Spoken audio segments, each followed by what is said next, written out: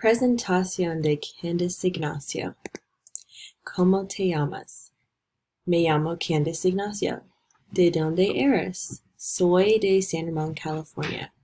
¿Cuántos años tienes? Tengo 19 años.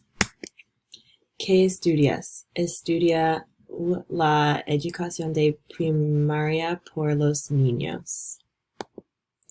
¿Qué haces para divertirte? Para divertirme hago cocinar y paso tiempo con mis amigos y familia. Relaciones. Tengo un hermano Brandon.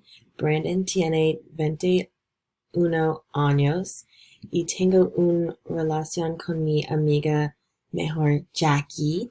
Ella es mi compañera de cuarto. ¿A dónde quieres ir de vacaciones? Quiero ir a New Zealand porque el mar y la naturaleza son hermosos. ¿Cuáles son tus postres favoritos? Mis postres favoritos son el pastel chocolate, helado y las galletas. Gracias por ver mi presentación.